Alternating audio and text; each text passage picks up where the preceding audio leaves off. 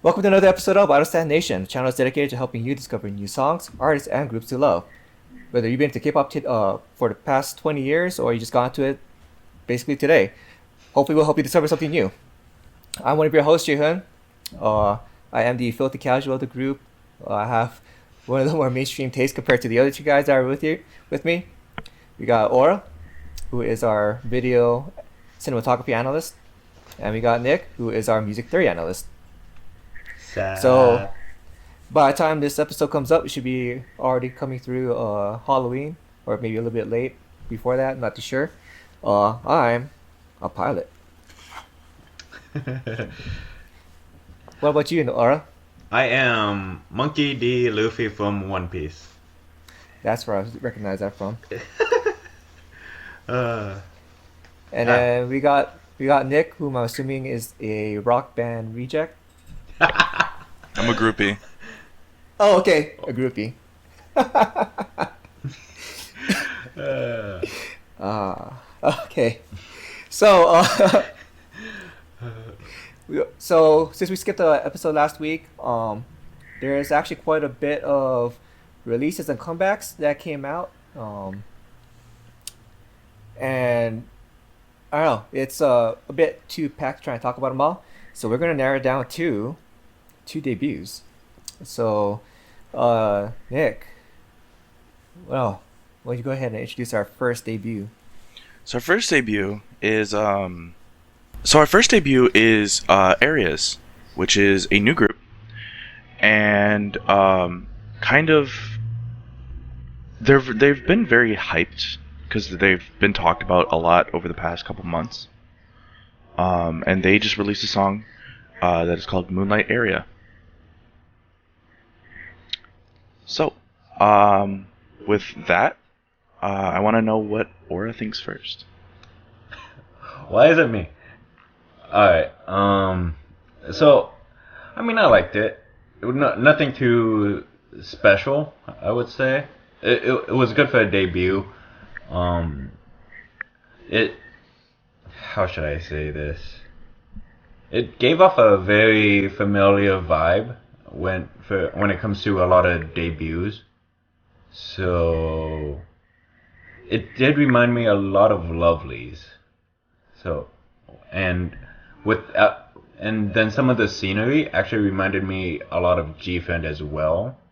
Those were the two like groups that it reminded me of when I was watching it. But yeah, it was an alright debut. Nothing big, nothing too serious for me. Mm-hmm. All right, June, what'd you think?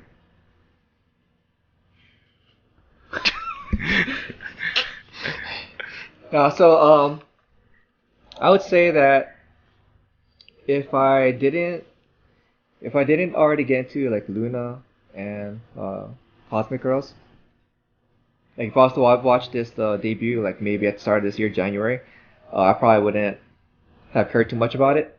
But I think getting into that same sound as like Luna and Cosmic Girls uh, really kind of helped me be more open to this type of sound. And just like Aura said, the sound is very similar to Lovely's as well. If you were to take that Ulim sound and combine it with some of how Luna likes to mix their vocals and the music, I think this is what you would get. So, not saying that in a bad way. I think it's a good song, and the music video I thought was pretty competent. I mean, I didn't see any glaring issues with it, right? Especially for like compared to a lot of Nuga groups that have some pretty awful music videos, awfully mixed songs. So, um, I mean, that's with any artist out there, to be honest. Like, not yeah, big or small, they can be terribly mixed. yeah.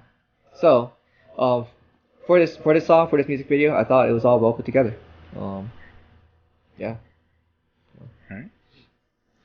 All right. Personally, I really liked it. I thought it was a great debut.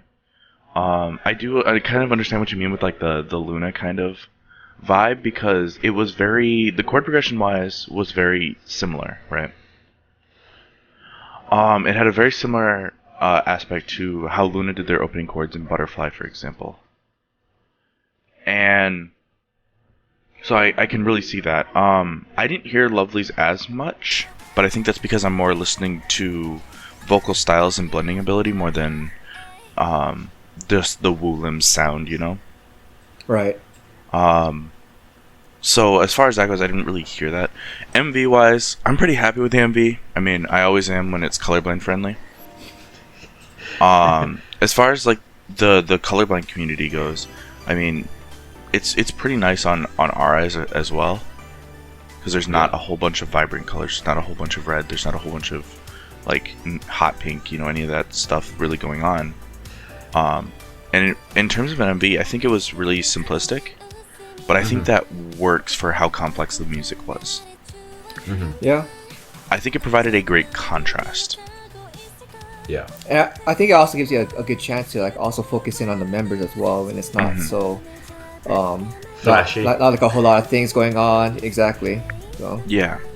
And I mean, if that is their style, where they have very complex sounding music and not as complex MVs, then I'm all for it. Because complex MVs are so done right now, like they're so in, especially matching with a complex sound, that it just becomes a lot eventually. Yeah. So and I think that's what gets me really appreciating some of these other MVs that comes out, especially from like soloists like Hayes. She recently had a comeback, and the music video itself was also very simplistic, but it told a story, and the scenery was beautiful.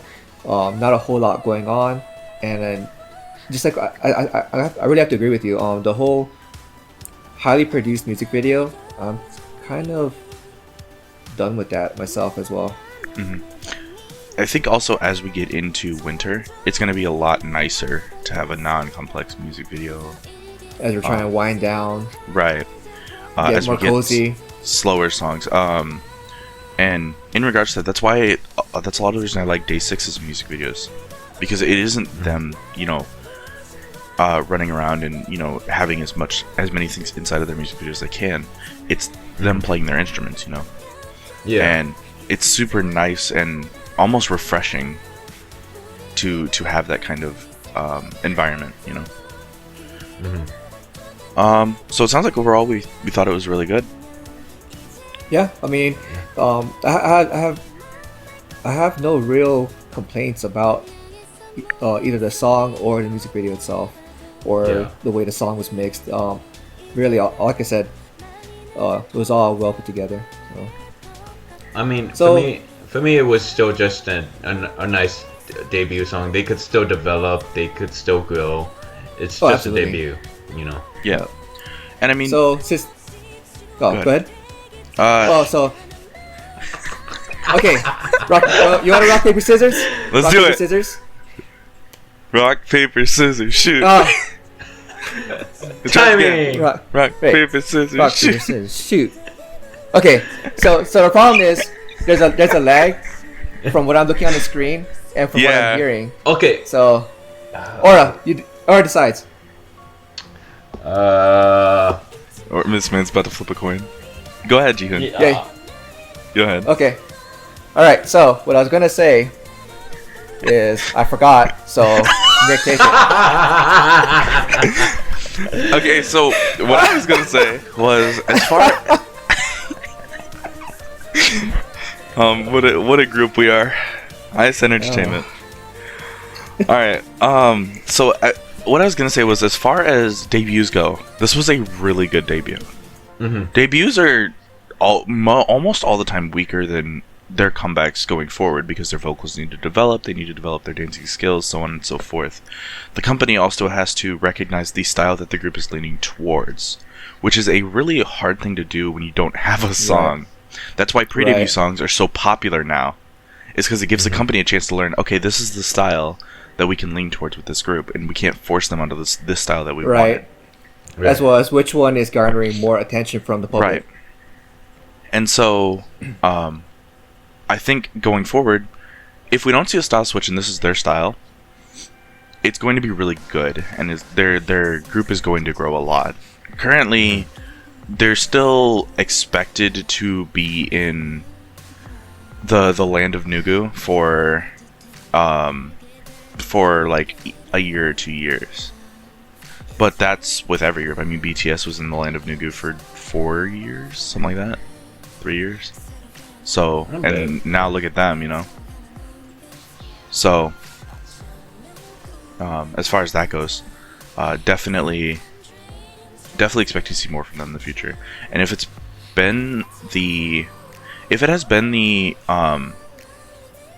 if they're following the pace that other soloists and groups have set this year, we should see another comeback in like 2 months. So, man, yeah, or even next month. Or even next month, honestly. Yeah, I mean, it's like we saw with BB or Bandit. They had to come back literally a month after their debut. So they're gonna be busy if that's the case. Oh yeah, they'll be busy. All right, so now that I remember what I was gonna say, with this being a debut group, normally we try to tie into like the Nugu group, but we've kind of already established like the more established groups that we would try to tie them into. Are there any other groups that you would that you guys would say would be a good recommendation for people who like this music video, or the other way around? If you like certain group, then you like this group. Lovelies.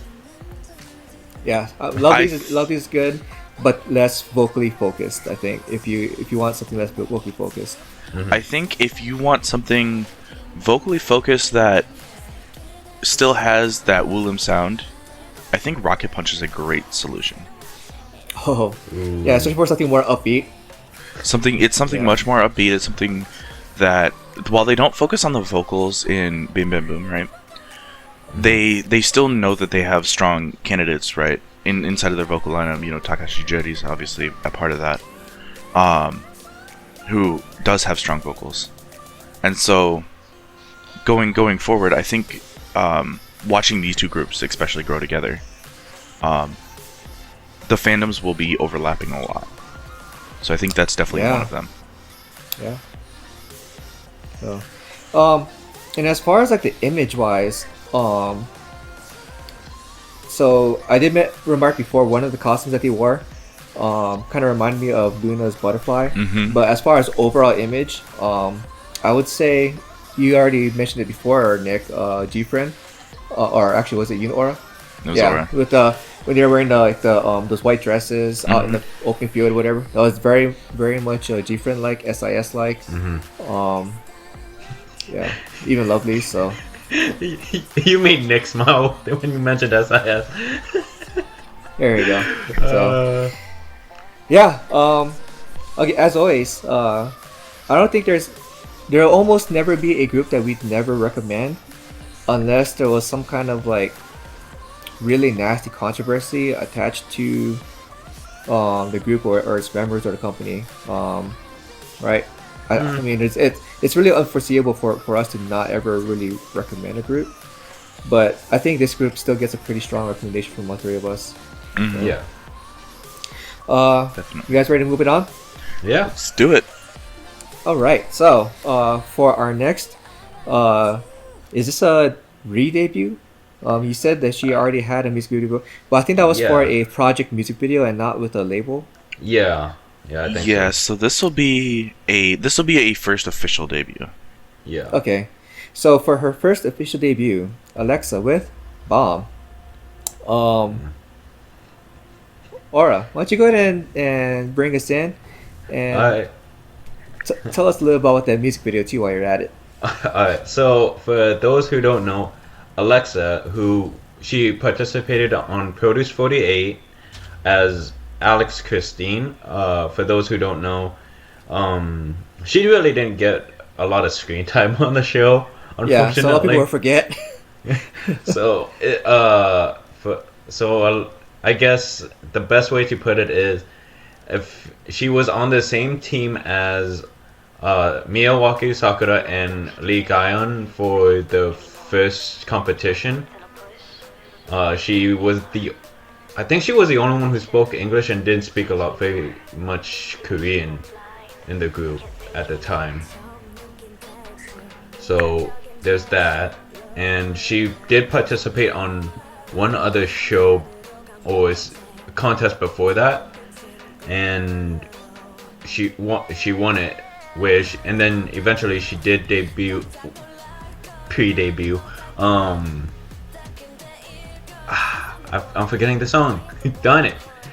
But no, in 2017 she did release a song. But yeah, when it comes to Bomb, I'd say it's very opposite of what you guys mentioned about ARIAZ. I still can't pronounce it right. ARIAZ. Yeah. Where it's very much more complicated, whereas ARIAZ was more simplistic. There's a lot going on, to say the least. Yeah. It's very futuristic like, and I did like all the imagery, all the like technical aspects. It was dark. Kind of felt like a nitty-gritty, futuristic, apocalyptic future kind of thing. The song was good. I didn't like it. It wasn't for me. But the song was good. Yeah. But yeah, that's my take on it. Yeah. So I mean, but as far as the music video itself, it was pretty competent. Like no real any like rookie mistakes that we would typically see from a smaller debut group or debut soloist with a small label. I mean, there were a few. It's more on the cameraman or the production crew, but those are production crew. It's nothing on her, really. But it's very minor mistakes that, unless you gleam through it with like I do, you won't notice it. To be honest. Okay. So then, going to the music side, Nick, can you tell us a bit about that, and then as well as sharing some of your thoughts on the video itself? So, as far as the music goes, it was very Western. It was very, very Western. And that probably has a lot to come from, where she comes from, right? And her, ideals on everything. Because there's a lot of things that go into music making, and I don't know if she actually made the music herself, but she definitely had input. And when it comes to this, it was very Western, very you had a consistent bass line with just no modulation, no real sixth chords, nothing like that. It still had a lot of Korean dynamic. In that, so in normal Western music, we change dynamics a lot, and what I mean by dynamics is how loud and soft it gets. In Western music, we get very loud, very soft, very loud, very soft, and it just kind of goes back and forth, because that makes a more pleasing sound to Western audiences. In Korean music, that's not how it goes. You don't do that. I mean, you can, but you don't. And so, unless you're making a ballad. But for Korean music, it's very, like, once you're loud, you're loud. Because why would you go quiet? And it's very much that way. It picks up pace throughout the entirety of the song, and it kind of just stays there. It's very, very beat heavy as well. So, as far as music goes, that's how it goes. I'm pretty neutral on it. I think it was great for a debut, but if she was a seasoned artist and like someone with a lot of experience in the field, I wouldn't like it as much. But for a debut, it's alright. You're more forgiving. I am. I'm always more forgiving on debut. And that's because I know that even though she had a pre-debut song, even though she was on Produce and all that, her company doesn't understand her yet. That's how it always works. Until after you debut, your company doesn't understand you. So I'm a lot more forgiving on debut. Okay. As far as MV, it was very blue. It was great. I could see that color. I'm really into futuristic type of environments, stuff like that. And so it was really great for that because it was really cool for me to see. And really cool to imagine, like, for example, imagine how she got in that situation, right? Or something along those lines. So it was pretty cool. Okay. I like the MV. So as for myself, I'm with Nick. I'm neutral on the song. I mean, I didn't hate it. As I was listening to it, I had fun with it. I enjoyed myself. I'm not really gonna go out of my way to go listen to it. But what I thought on first watch was that the song or the music video was really more focused on the video aspect. It was more produced on the video aspect than it was with the music. And as I did some research into the label, what I found was that her label is a ZB label. It's a ZB label. ZB label is a new subsidiary of Zany Brothers or Zany Bros. Zany Bros is a very well-established video production company in Korea. In fact, they worked with So Hye from first generation progenitor of K-pop.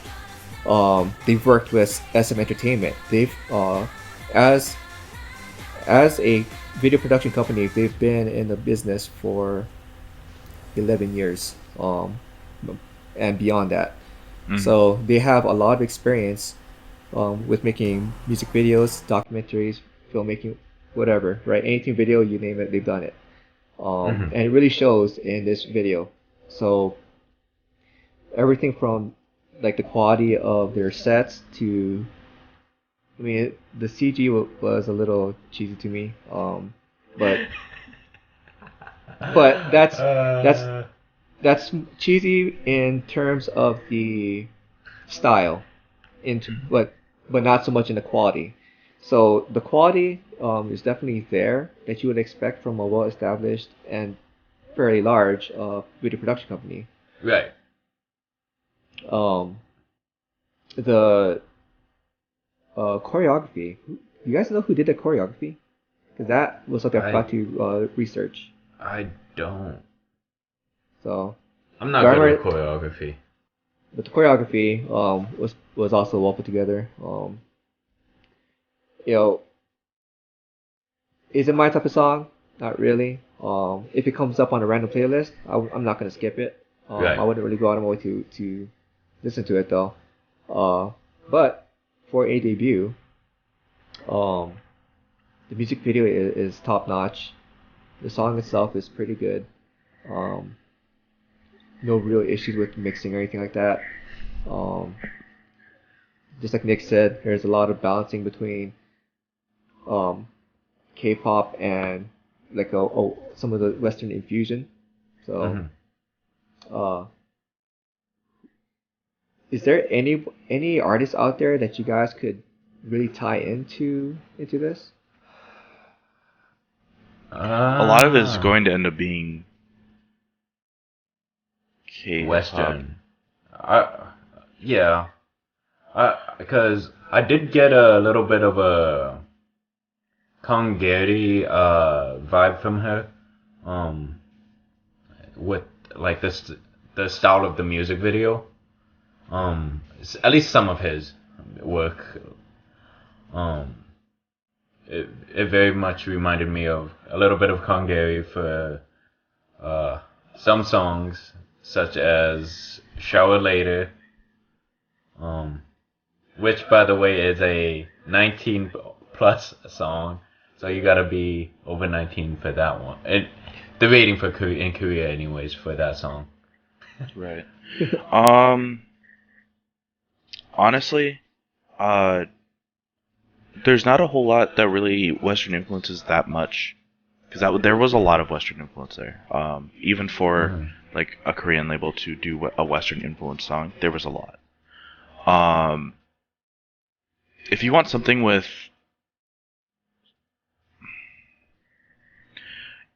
Blackpink is a bunch of foreign influence, Yep. and it definitely shows inside of their music videos, and their music as well.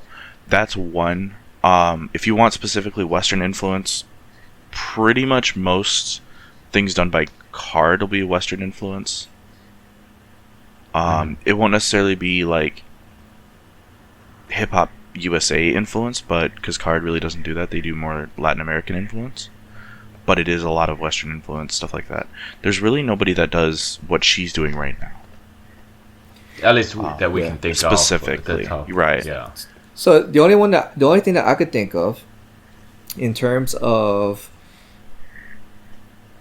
I guess more cosmetically on sound, and then for imagery, would be, you'd have to roll the time back a little bit with this one. It's 21 with Nobody.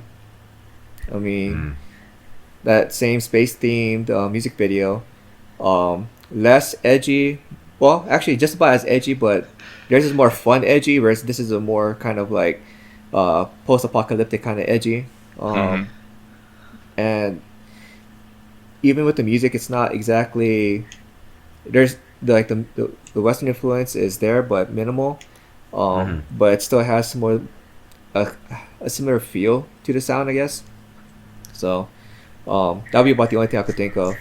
It's just that one song specifically, the one music video specifically from 21. So all right. Actually, there's actually one more. There you go. Well, not debuting. It also kind of reminded me of Far East Movement too, and oh yeah. East Asian, I guess East Asian American group. So if you haven't listened to them, maybe a little bit of their style can be influenced back to her as well. If you haven't watched, I guess Fast and the Furious Tokyo Drift, they sing in that. So yeah. But continue, Jihoon. Continue. So with this debut on iTunes, on the US K-pop charts, she's actually made it to number 5. Wow. She made it up pretty high, and again, that goes back to what Aura was talking about with that one show that she competed on and won, which I believe was Soompi had something to do with it. Either they collaborated with the recruiting for the show or whatnot. But Soompi, as most of you probably already know if you've been into K-pop for a while, Soompi is an American-based K-pop media outlet, and with it being US-based, mostly US viewership, to me it's not that surprising that she would have such a high level of support from the American K-pop community. So, but that's not to try and sell her short on her accomplishments. Credit's deserved. So, kudos to her. So, all right. So support her. Anybody else got anything you want to tag on to that before we move on? I do not. No.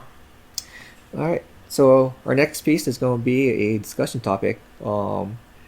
If we were to be in the K-pop industry, what type of role would we like to work in? And I already have an idea of what Aura would like to do. So Nick, what would you do? There's so many things that you could choose from, honestly. Because inside of a K-pop industry, there's a lot of jobs. Yeah. What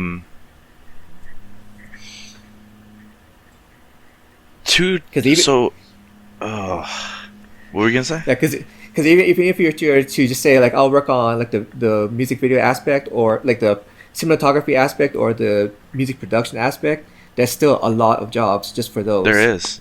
Right. I mean, you also have to remember that you have to take in the good and the bad. Like yeah, absolutely. like you can't just say CEO and be like, yeah, I'm just gonna lead everyone. You also gotta remember you gotta be on stage. You gotta do interviews and all that. You gotta remember. You also have to be able to handle controversies as a CEO. So. Yeah, that's a thing too. I'd either be an idol, just because I've already tried and I know I've seen the contract. I know what you have to do, so I know what I'm getting myself into. Or potentially a music producer because of my knowledge in the music theory. Because I can't work on MVs. It wouldn't probably end well. Doing sets. So probably either a music producer or an idol. With more leaning towards music production, because music production is something that I do. I is a part of my life, right? And like I know how to play a variety of instruments that could help inside of that more acoustic feel type of environment. So then, in the music production side, would that be more like as a composer or like a sound engineer, or probably be a lot more as a composer, I think. I don't know, because the hard part with music theory is you have to make a song, and this is why K-pop does extremely well, and I don't know how they do it, is because they take 50 people and they somehow make a song that they all agree is suitable to release. And that is extremely hard. Because, for example, if, us three, for example, we're going to make a song, it would be horrible. Disasters. Because we all have different styles or different opinions on the way music should work, right? And the way that how this should work and this should work. Now they are limited a little bit because their company tells them you have to make this, concept. But it's still, taking 14, 15 people and making a song is really difficult. I would probably want to do something a lot more like, I don't know how much you guys know about it, but Stray Kids Chen. So while he's the leader, he does everything for making the group. Composes, records, the whole 9 yards. The only thing they have is basically a guy that does mixing and mastering. That's all. That's basically all they do. And then for title tracks, when he makes title tracks, JYP personally checks them over. Okay. And then it's released. So I'd want to do something a little more along those lines. Now, I don't want to be an idol and also be doing all that because I'm not that good at getting no sleep. But I just eventually faint. But because that's a lot of work. But something along those lines where I basically have a lot more control. So it'd probably be a smaller group or a smaller company. Alright. Okay. Aura, go ahead and surprise us and blow us away with your answer. So, okay, obvious one would be like a camera operator or I just enjoy being on set, to be honest. I've done a few videos here and there, and I've worked as a stagehand for when I was in high school, and I enjoy doing that. So something that allows me to be on set, either from being a camera operator, riding one of those like trolleys, just filming on the with the cam, or like making the set, making it, because it takes so much work to make one scene, to either like make the trees, the like fake trees look really nice, to like basically flooding the entire like studio with section with water. Right. Like one mistake can actually destroy all the hard work. But that's something I would actually enjoy doing, or even like making the props, or heck, I made this shirt, dude. So like doing props, costume design, or even like going, okay, whether this scene is good or not good, just because of seeing every little detail to make sure that whether there's mistakes in the MV or not. It's just being on that set, working heck, I could I don't even mind working with the boom mic for all I care. Just being there. Yeah, just boom mic. Right on. Yeah. So All right, I think you're gonna surprise us the most. Because I mean, realistically, like myself and Aura, we have specific positions inside of Idol Stand Nation. Yeah. With us being focused on music and MV, I think you're gonna surprise us the most here, because he's gonna choose CEO. You don't have a CEO. You don't have a specific position, but you do. You kind of have a field of knowledge in like every position. Mm-hmm. So, first I'll say not CEO. Come on, you can take over YG.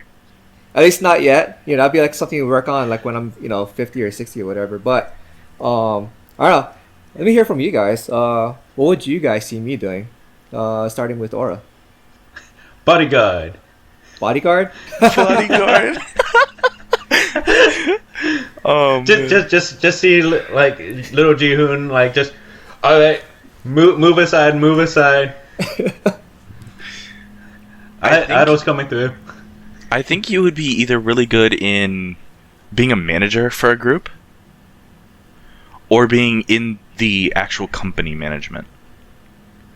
Because like you have a lot of experience inside of managing, employees and people like under you. And so it would play to your strengths to be able to do something like that. I think manager for an idol group you would have a lot of fun with. Yeah, that would be fun. I never thought about that actually. Yeah, and I think you have a lot. He speaks multiple languages too. Yeah, it really does. So, like for example, since you do speak Japanese, right? It would be really helpful for you to be a manager, especially because of the now Japanese influence that K-pop is starting to get now. Right. Mm-hmm. So I think that would help a lot. But being a manager for a company would definitely play more to your skill set. So it's kind of an offset, Yeah. But I definitely think something inside of management. So drive everywhere. I never would have thought of that position as a manager for a group. And now that you brought that up, it actually sounds really fun. I think I could do that, and especially with helping to take care of the members, like well-being, from either physical well-being with their diet or emotional well-being with mental health and whatnot. I would love to be able to do all that as well. However, I also still have that creative side to me as well. So while I could do the management stuff within company operations, I wouldn't have anything to do with any of the creative initiatives for the company. So Right. I was thinking like maybe as like an assistant producer, or like an assistant to a record executive, where I'd have at least get the exposure to both the video and the music production. That is something that really appeals to me. So, and maybe over time,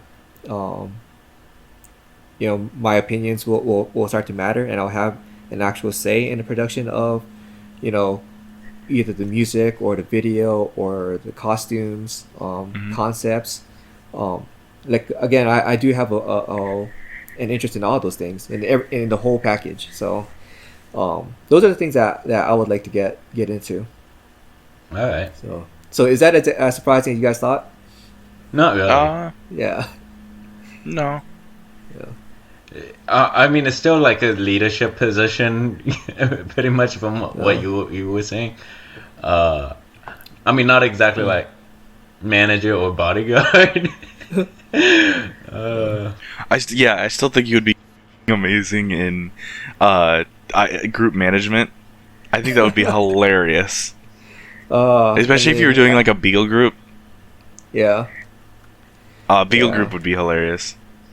All right. So you go to like the fan meets, and they pull me on stage to dance along with them.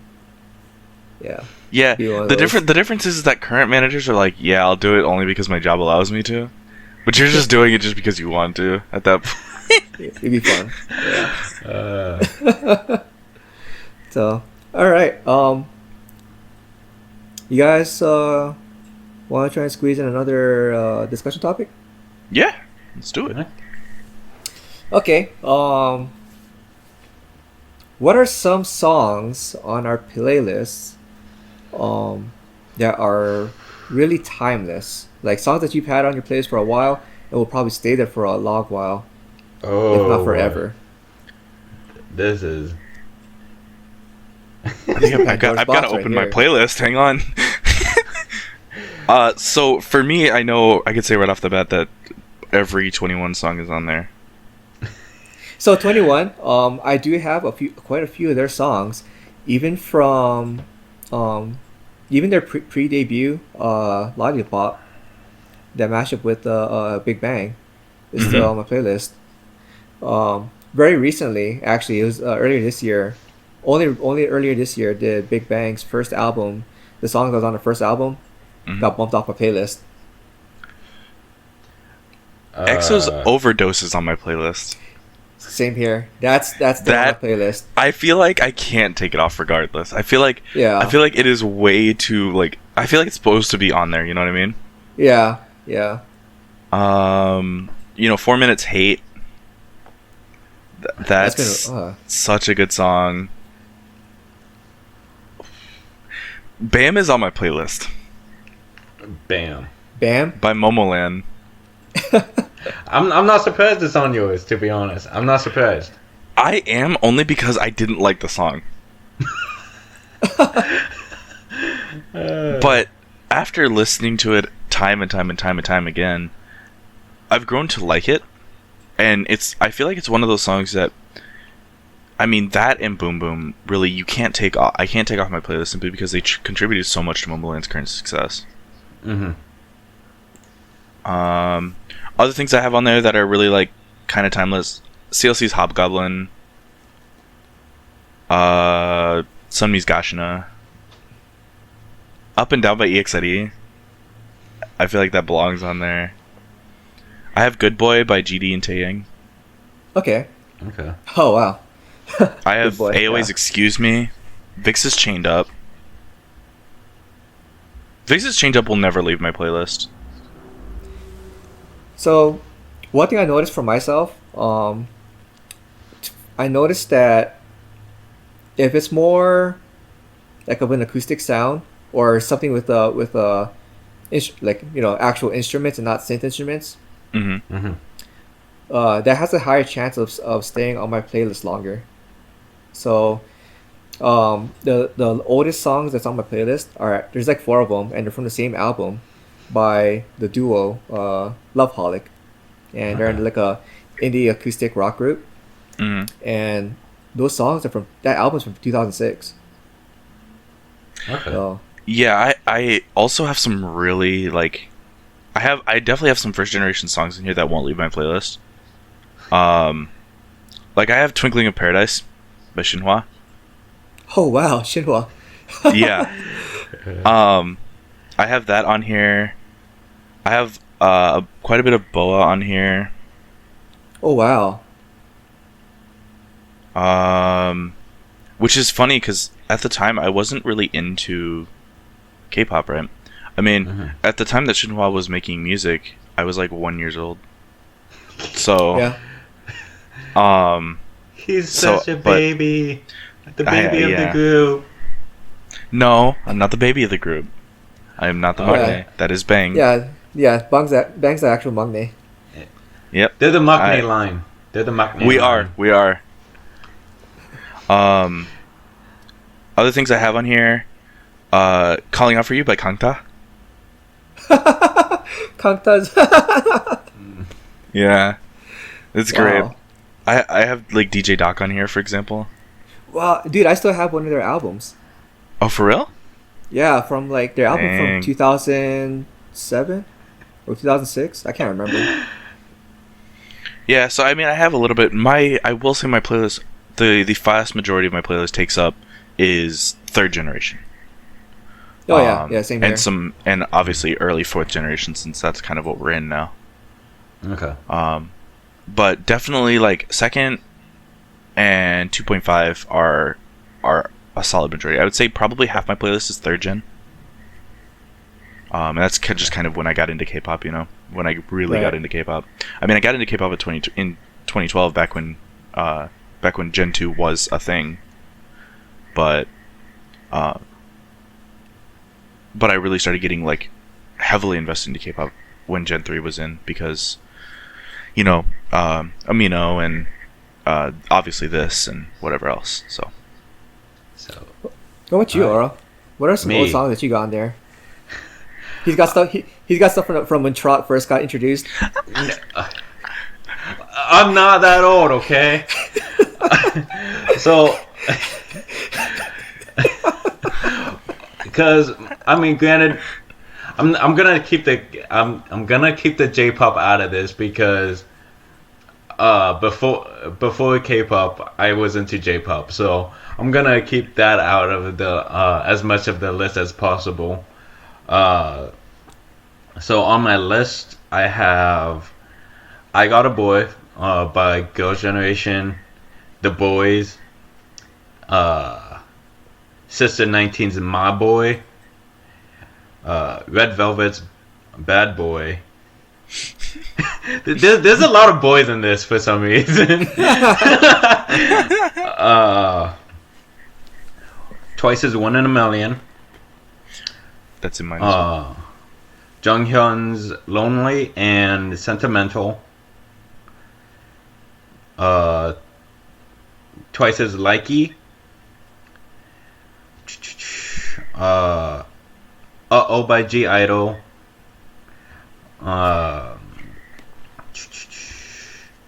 The Pursuit of Happiness by Lee Sung, which is more, I guess, K-hip-hop than K-pop. This is going to be a Japanese one, I guess. Kara's Mister. 2000. Was that 2011, 2010, yeah, 2009? 2011. Yeah, I think it was around then.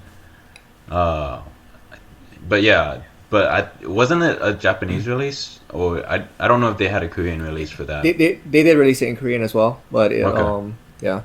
So then, for a lot of the songs that you guys listed off are from the past couple of years.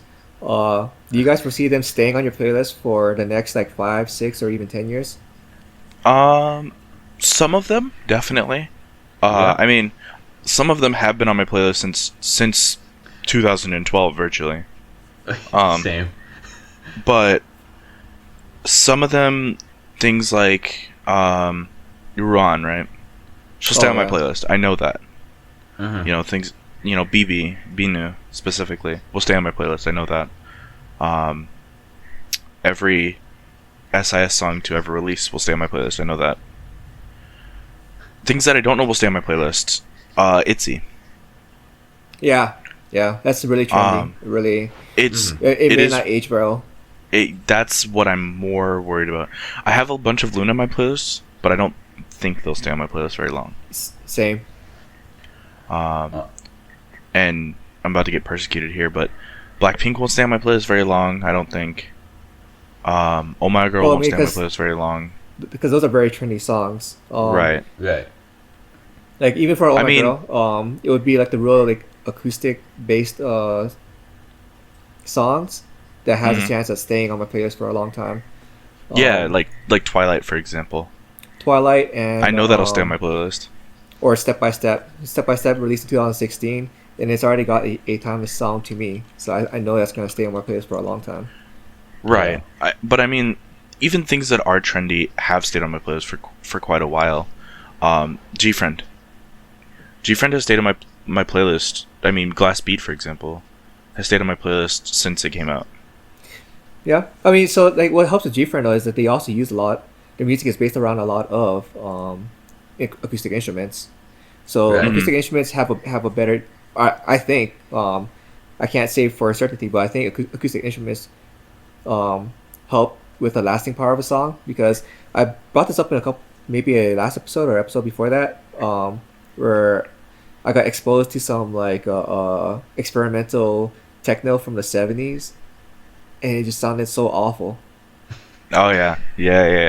Like techno is one of those, and every offshoot of techno, is a genre that just does not age very well. Have you guys tried listening to like any kind of like techno from like the 90s or early 2000s? Like it just doesn't hold up. Mm-mm. And that's because techno needs to constantly be updated. Right. You know, because Yes. people's styles change and stuff like that. But also, I think a lot of it is simply because Western music just doesn't age well.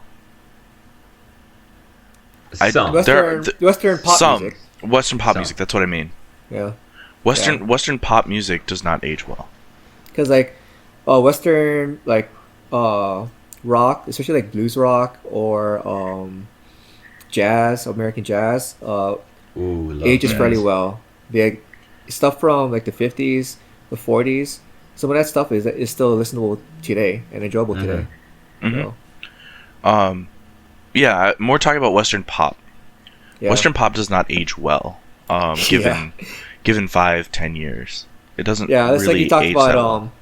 what was it like NSYNC and Backstreet Boys from like late Yeah. 90s, early 2000s? It's just not well. There, yep. It's my feelings exactly, Jihoon.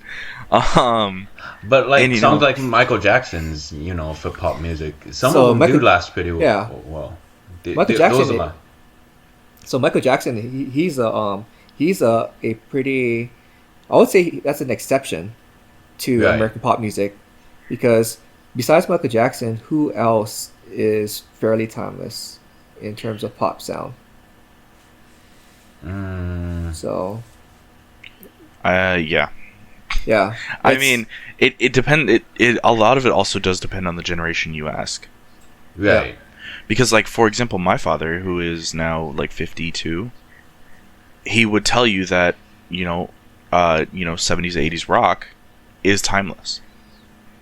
Right. We know today that it's not entirely true. So I It's- would agree it's with him on the listenable. 70s rock, but not the 80s rock, because the 80s hairspray metal band, it was just, that's more like pop rock than it was. Right. Yeah. But that's also what he grew up on, Yeah. Yeah. And it's just like me with 21, for example. I got into K-pop with 21.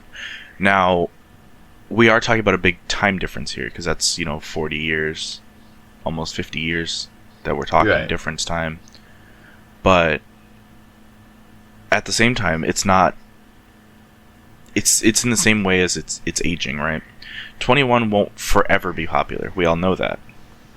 Mm-hmm. But for now, it is timeless, and it won't fall off playlists. Especially with so long as they stay in the media as well. I think media exposure also has a big impact on what makes songs timeless. Mm-hmm. Ballads. Ballads is another one, because Ballads are Ballads- forever. yeah, because I mean, so ballads, you can pick any era, the 50s, 60s, 70s, 80s, even in the 90s, right? From any of those eras, you can find ballads that are listenable to today. That would be enjoyable Definitely. today. Oh yeah. I will say, inside of K-pop specifically, as you get farther back in time relating to ballads, it does get a little bit harder to listen to. So, for example, if you go back to like very early like SNSD TTS times, some of it is pretty hard to listen to. TTS made a lot of songs that were very popular for the time, but they were also not. They're so out of date now. Because they were very That- trendy. Yeah. They're very trendy. So And ballads do Oh. get trendy. yeah. So like if you stick with a more traditional ballad, I think more traditional ballads will age better versus something Mhm. that tries to adapt a lot of like what's trendy for. If I was to take all the elements that's been trendy this year, Mhm. and then try to base a ballad Oh. around that, it's not going to age very well. Oh, Yeah. it's not gonna be good. Like it'll be good for 2019, but it'll be bad for 2020. Right. So Which, All if right. you're doing it, you're running out of time, you know. Yeah. We're almost into 2020. Yeah. So speaking of running out of time, now's a good time for us to move on to quick Wait, wait, shots. wait. How come just me and Nick have shared our list, but you haven't shared your list yet? I did. Did you? Dead. Yeah. It's just that my playlist spans like I got A songs from billion like years. 2006. So and actually Fine. so majority of my Fine. songs are actually from the past few years. There's only like maybe not even 10% of my songs that are from beyond 4 years ago. Really? Yeah, like majority of my songs are from the past 4 years. Almost like besides a handful. So One of the few times where I Um, look older than Jihoon. it's just that I update my playlist constantly, where I add songs and then I take songs off. So that's why I only have like 500 something songs on my playlist right now. My daily driving playlist. Oh, yeah. Okay. Yeah, yeah. Only 500. Well, I mean, if I think my playlist is at like 2,000 or something like that. that's where mine would be if I left it alone and only added to it and never took stuff off. So Yeah. I mean, if I'm skipping a song while driving, I'm not. I got to take it off. So, Alright. now I think it's a good time for us to move on to the quick shots. Alright. Alrighty. So, actually, it was supposed to be quick shots with Aura, but the first one is gonna be Nick. It's still quick shots with Aura. It's alright. It's his segment, you know. Yeah. Alright, so X1's Kim Woo-suk, he rang in his 23rd birthday, which is super nice for him. And fans celebrated by taking to Twitter in an outpouring of love. And he ended up trending worldwide. They began trending a bunch of hashtags related to him, and 3 of the top 8 were dedicated to him inside of Twitter's worldwide. So, We Love Kim Woo-suk's birthday was number 2 on the list. Hashtag Happy Woo-suk Day was number 5. And hashtag Happy Birthday to our beloved Kim Woo-suk was number 8. Also, fellow Potential member Lee Jin-hyuk, if you don't remember him, you're living under a rock. Also took to Instagram at midnight to wish Woo-suk a happy birthday. So, with a photo. There were also banners seen all over Korea. And X1's official Twitter account also joined in with the hashtag. So, All right. On to you, Aura.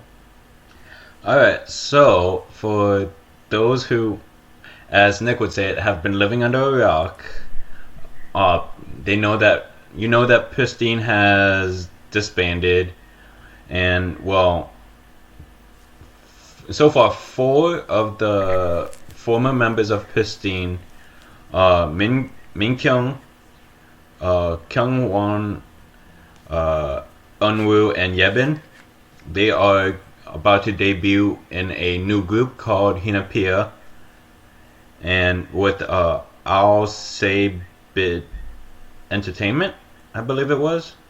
I can't pronounce that entertainment company's name for the life of me. But it's going to be, it's going to be except it's going to be a 5-member group, with the 5th member being hidden. So I believe they're going to debut on November 3rd. So hopefully this comes out before they debut, so we aren't out of date with 1, our costumes, and 2, about this quick shot. All right. 26th of October, on that morning, G-Dragon from Big Bang, he has officially been discharged from the Korean military. So, prior to that, too, they had to change the location of his discharge because they were of security concerns for all the fans. yep, that figures. Yep. Not surprising. But he still ended up having a warm reception from a crowd of 3,000 people. Wow. Oh, What? Wow. that's after the location change. So, and I know they were talking about doing a location change. I don't know if they actually did or they just went through and um, released them at the same place that they had initially scheduled to. But I know that I saw this headline that there was a lot of concerns about his security. I bet. so- I bet. Yep. So, D-Dragon, congratulations on your discharge. And I guess now is a good time for us to just get ready to wrap things up. So, for this Wait. episode, is there anybody else who's got a last thing? I do. All right. Here we go. All right. So, SIS has recently had their Makestar close. If you don't know what Makestar is, it is basically a crowdfunding source for K-pop idols to release MVs and comebacks. Usually, the best place you go to find, new groups or groups to look for, or just get merch for your idols because a lot of groups don't have a lot of merch. Mm-hmm. I myself participated, of course. Why wouldn't I? And that recently ended with so they originally asked for $5,766, and the community had crowdfunded just under 15,000, which is 259%. The statistics show that over 1/3 of it came from Japan alone, with about 27% coming from Korea and then another 8% coming from the United States. I swear that is not all me. Are you sure? No. It's from Nick, Nicholas, Nikolai. Nah, don't worry. I didn't pay that much money. So, that has recently ended. They have already shown that they have started recording for their comeback, and we hope to see that from them soon. Alright. Okay. Aura, did you have anything else you want to tack on for the episode? For quick shots? Yeah. So, for Twice's recent fan meeting, Halloween fan meeting, we had a surprise with Mina actually joining all the members on stage. And not only that, but she also participated in the most recent Twice Lights Japan concert as well. Oh, nice. So, unfortunately, Chaeyoung did not participate in the most recent Twice Lights Japan because she got sick. Yeah. But for the Twice Halloween event, we finally had all 9 members, and while Mina didn't, at least from what I hear, she had to go backstage a couple of times just because of her situation and whatnot, but she did her best, and she had the support of all, onces that all attended the event, as well as every member. I mean, I would have loved to support as well, being a once, and I'm sure Ji-hoon would have as well. Nick, emotional support, even though he's not a once, he's still a K-pop fan who is a human being. Yeah. Fun fact: I am a human being. Yes. Yeah. Right. He has feelings, unlike me. Okay. He has a heart. Oof. He has a heart. All right. So, All right. All right. well, I think that's a good positive ending for our episode. We have a Discord. Join us on our Discord. It's fun there. We goof off a lot in there. Make sure you like, comment, and subscribe. And South Nation. And we'll see you next time. Peace.